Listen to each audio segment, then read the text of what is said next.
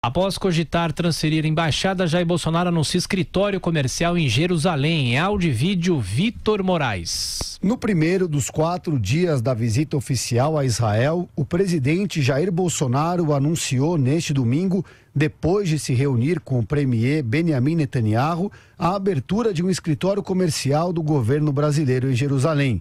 O escritório, que segundo o porta-voz do governo não terá status diplomático, será encarregado do comércio, investimentos, tecnologia e inovação entre os dois países, subordinado à Embaixada do Brasil em Tel Aviv. O presidente Jair Bolsonaro explicou a decisão. Tomamos a decisão final, ouvindo, inclusive, o nosso general Augusto Heleno, ministro de Estado, Augusto Heleno, our minister, em criar aqui, abrir em Jerusalém, we recently then heard his words to here o open escritório de in negócios Jerusalem, the business office voltado para a ciência, tecnologia e inovação. Benjamin Netanyahu agradeceu a decisão de Bolsonaro de abrir o escritório comercial na cidade sagrada e disse que esse pode ser o primeiro passo para, no futuro, o Brasil transferir a embaixada. O porta-voz da presidência, o general Rego Barros, negou que a medida seja um reconhecimento de Jerusalém como capital de Israel e afirmou que o presidente continua avaliando essa possibilidade. Além disso, o governo brasileiro achou melhor não comprometer as relações comerciais com os países árabes, que, por sua vez, não reconhecem Jerusalém como capital do país.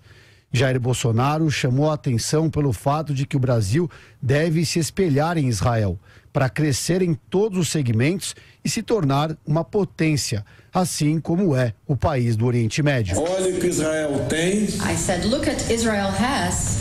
Ou melhor, Let me rephrase that. olha o que Israel não tem e veja o que eles são. Look at what Israel does not have and look Agora, at what they are. olha o que o Brasil tem e o que nós não somos. And look at Alvo de denúncias de corrupção, o premier israelense Benjamin Netanyahu vive um dos momentos mais delicados desde que assumiu o governo. Ele é acusado, entre outras coisas, de ter usado sua influência no Ministério das Comunicações para obter cobertura favorável de veículos da imprensa. As próximas eleições israelenses acontecem no dia 9 de abril e é possível que Netanyahu, líder do partido de direita, deixe o poder após uma década como primeiro-ministro. O parlamento de Israel aprovou a própria dissolução do governo em dezembro, antecipando a votação que deveria ocorrer até novembro de 2019. Se for reeleito pela 5ª vez, Netanyahu vai superar o recorde de permanência no cargo do fundador do Estado de Israel, Davi Ben-Gurion. O governo da Palestina condenou a decisão do Brasil de abrir o escritório comercial em Jerusalém e anunciou que vai chamar de volta o embaixador que está aqui no Brasil.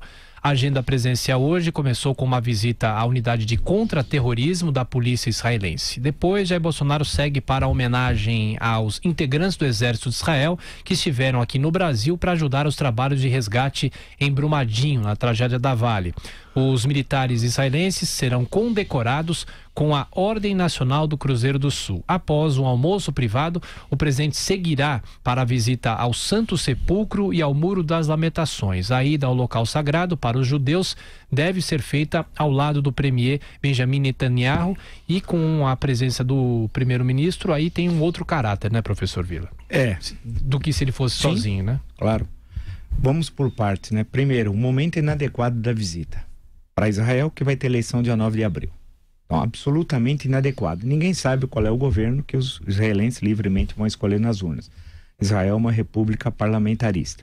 E as composições se dão muitas vezes, o primeiro-ministro não necessariamente é do partido mais votado, mas sim daquele partido, claro, entre os mais votados, que consegue compor uma coalizão de forças para obter a maioria no parlamento, que, se não me engano, o parlamento israelense é de 120 assentos, quer dizer, quem tiver 61 governa, e muitas vezes governa sem ter os 61, né, em situações mais complicadas, quando há um fracionamento de votos. Então, o momento é absolutamente inadequado do presidente brasileiro.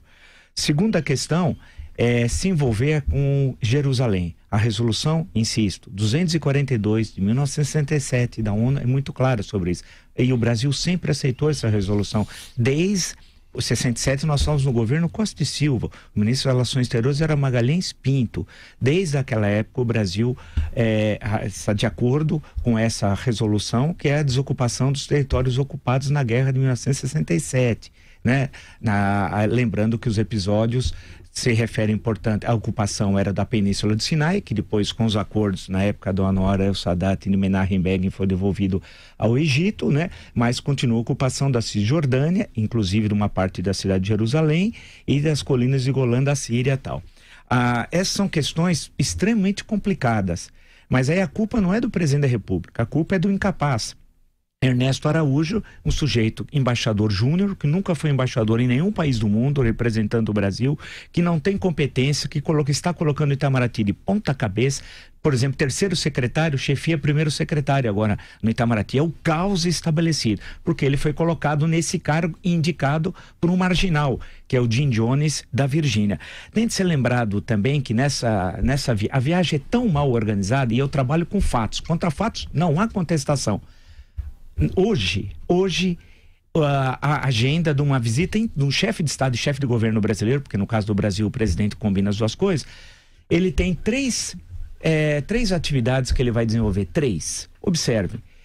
Essa cerimônia citada pelo Tiago anteriormente, de condecoração da Brigada, que veio aqui, ficou brevemente, aqui houve inclusive uma absoluta descoordenação entre a chegada da Brigada e as autoridades de Minas Gerais, se vocês acompanharam conosco tudo isso. Então ele vai condecorar a Brigada, vai fazer uma visita à Basílica de Santo Sepulcro e depois ao Muro das Lamentações, só. É uma visita turística hoje. Hoje é um dia turístico. Quer dizer, você desloca um presidente da República no momento grave que o país vive. A questão da reforma da Previdência, tensões executivo e legislativo, fazer turismo, Israel, isso aqui é turismo, isso não é agenda. Nunca na história, nunca alguém fez uma agenda tão pobre. Isso aqui é uma agenda. Ou seja, você condecora quem veio aqui, da Brigada, visita a Basílica do Santo Sepulcro e depois o Muro das Lamentações. Isso é um absurdo. E o absurdo maior é visitar o Muro das Lamentações, que fica na parte ocupada de Jerusalém, na Guerra de 67, acompanhado do primeiro-ministro. Isso tem um caráter simbólico extremamente nocivo, politicamente ao Brasil, economicamente. O Brasil é extremamente importante os países muçulmanos, mais do que árabes, porque nem todo árabe é muçulmano, nem todo muçulmano é árabe. Inclusive o maior país muçulmano não é árabe, que é a Indonésia. Mas isso é péssimo para os negócios econômicos do Brasil e pior, nós estamos trazendo o terrorismo internacional para o Brasil, né? Na hora que o Brasil coloca popularmente a sua colher numa área que tem confronto no mínimo há 2 milênios, na verdade mais que 2 milênios, se fosse puxar o fio, eu chegaria na época da Mesopotâmia, da Síria, da Babilônia, né? Os conflitos com o Egito, isso eu estou por volta de Sargão II, estou no século 7 a.C. Então o Brasil, com Ernesto Araújo, que é um absolutamente sujeito que coloca em risco a segurança nacional, que é o representante dos interesses dos Estados Unidos no Brasil, de uma corrente dos Estados Unidos do Brasil, né? Que coloca em risco os nossos interesses nacionais e a segurança pública, é esse desastre que é essa visita a Israel. Inútil, inadequada e que não deveria ocorrer nesse momento.